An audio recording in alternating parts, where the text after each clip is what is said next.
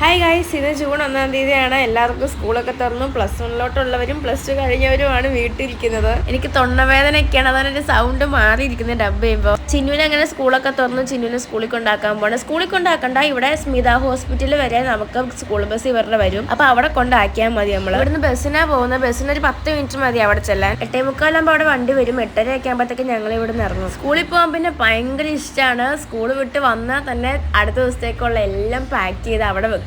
Bag എപ്പോഴും കാണും ഹാളിൽ. ബസ് കയറ്റി വിട്ട് കഴിഞ്ഞിട്ട് ഞാൻ നേരെ വീട്ടിലോട്ട് പോന്നു. അത് കഴിഞ്ഞ് എൻ്റെ ഒരു കൂട്ടുകാരി വന്നായിരുന്നു വീട്ടിലെ, ഗൗരി, ഇവളാണ് അത്.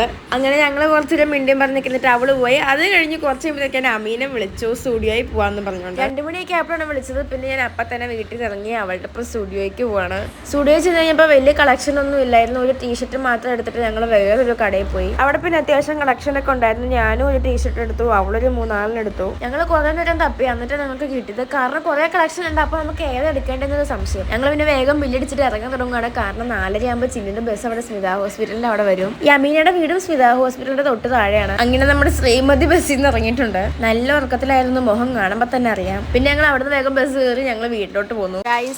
യൂട്യൂബർ മെഹറുവിന് പിന്നെ കുറച്ച് ഫോട്ടോസ് എടുക്കാൻ വേണ്ടി ഞാനും ഫാസിയും കൂടെ പോയി. അവിടെ ചെന്നതും മഴ. ആ ഡെഡിക്കേഷൻ നോക്കണേ, ഫോട്ടോ എടുക്കാനുള്ളേ. മഴയത്ത് ഇന്ന് ഫോട്ടോ എടുക്കുകയാണ്. ഞങ്ങൾ എങ്ങനെയൊക്കെ കുറച്ച് ഫോട്ടോസ് ഒക്കെ എടുത്തിട്ട് മഴ കുറയില്ലാന്ന് മനസ്സിലായപ്പോൾ ഞങ്ങൾ പിന്നെ വീട്ടിൽ പോയി തിരിച്ച്.